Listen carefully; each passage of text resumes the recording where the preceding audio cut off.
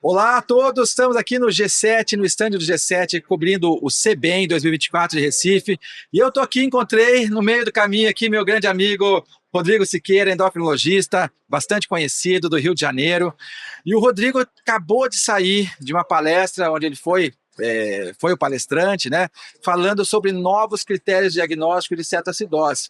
Cetoacidose é uma complicação aguda do diabetes, clássica, conhecida, todo estudante de medicina aprende, né, pelo menos uma vez na vida passa por isso, e mudaram alguns critérios, algumas coisas estão diferentes. Você conseguiria resumir para a gente, Rodrigo, o que está acontecendo? Então, algumas coisas são importantes nesse cenário. Primeiro, a gente entender que muita gente liga a cetoacidose à hiperglicemia, né? Então, cetoacidose, ela é falta de insulina.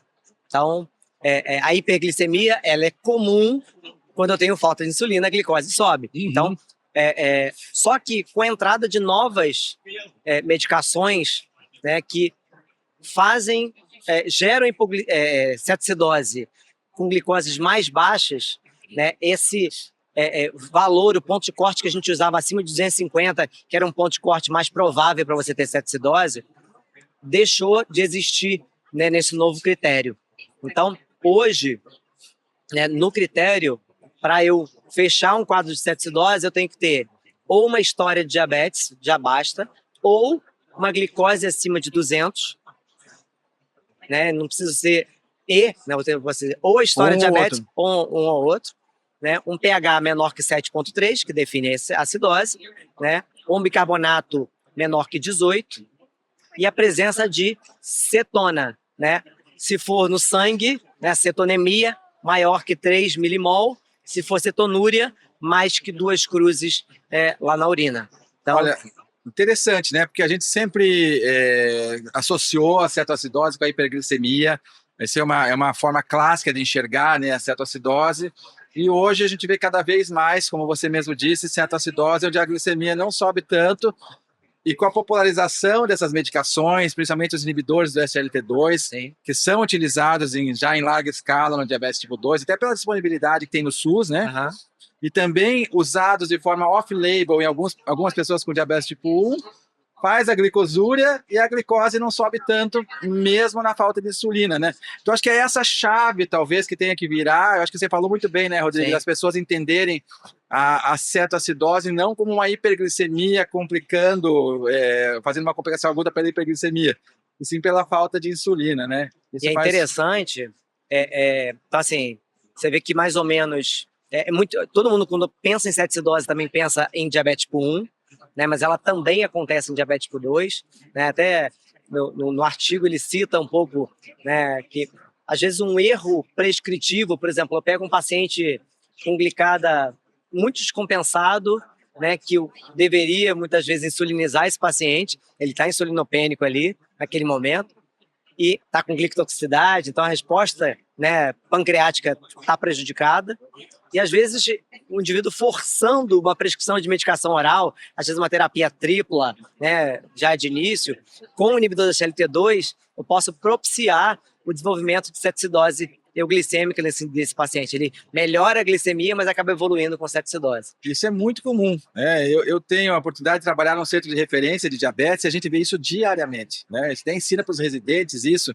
Aquele paciente que chegou em algum serviço de atendimento, de atenção primária, com a disponibilidade do inibidor do SGLT2, às vezes o colega, com uma boa intenção, começa uma terapia dupla, uma terapia tripla, porque a hemoglobina glicada está em 10, está em 11, está em 12, não quer insulinizar, e como você falou, né, coloca o inibidor do SGLT2 e esse paciente, ao invés de melhorar, ele piora. Ele piora, melhora até a glicemia, mas ele piora clinicamente, né? E às vezes ele está numa iminência de entrar em cetoacidose porque ele está insulinopênico, né? Sim. E isso acontece. E é interessante a gente lembrar que alguns fatores nesse recém-diagnóstico também favorecem isso. Então, o indivíduo fica meio carbofóbico, então ele vai diminuir carboidrato para tentar não subir a glicemia, ou ele vai fazer um jejum intermitente, que são fatores que já propenciam a cetose. Né? Então isso pode favorecer o desenvolvimento de cetoacidose nessa população usando ali.